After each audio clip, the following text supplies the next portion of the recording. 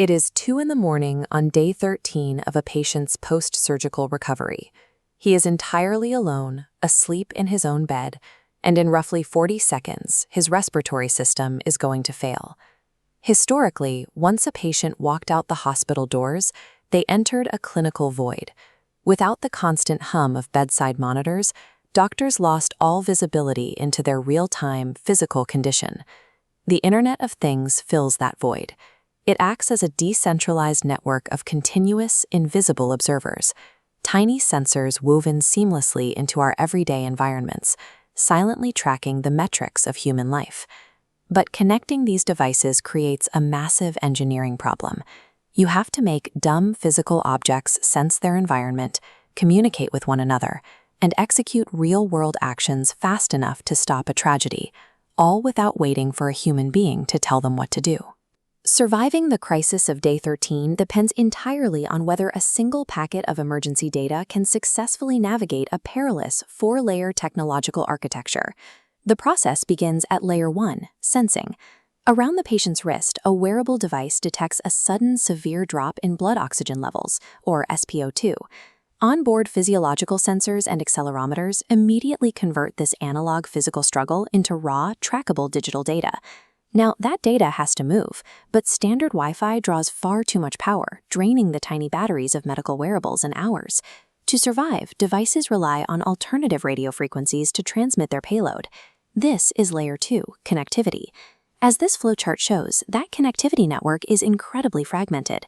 You have BLE, Zigbee, and LoRaWAN devices all trying to send data through different geometric pathways.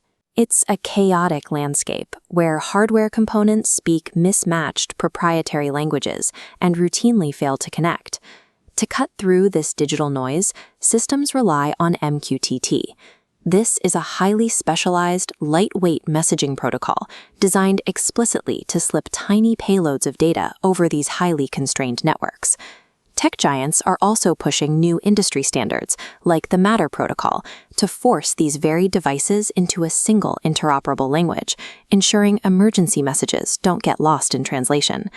Yet perfectly gathering and transmitting this raw data achieves absolutely nothing if the receiving system cannot instantly understand the life or death urgency behind the numbers. Layer 3 handles the processing.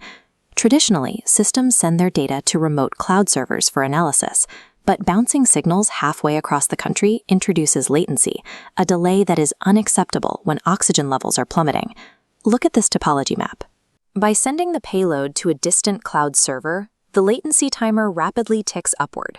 But watch what happens using edge computing. The packet is rerouted to a localized node right inside the patient's room, dropping latency to near zero. This local computer instantly performs context detection, verifying the oxygen drop against heart rate data to confirm a genuine emergency. Now, Layer 4, action, takes control. The middleware triggers a cascade of physical responses in the real world, bypassing the need for a human operator entirely.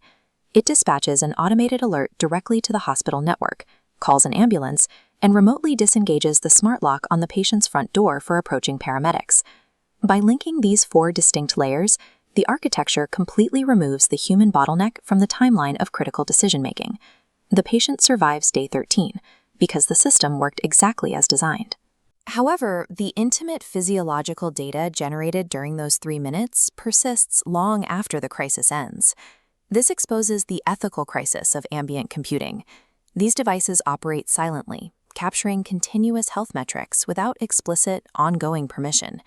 Instead, user consent is buried inside sweeping clauses regarding indefinite data retention and third-party transfers.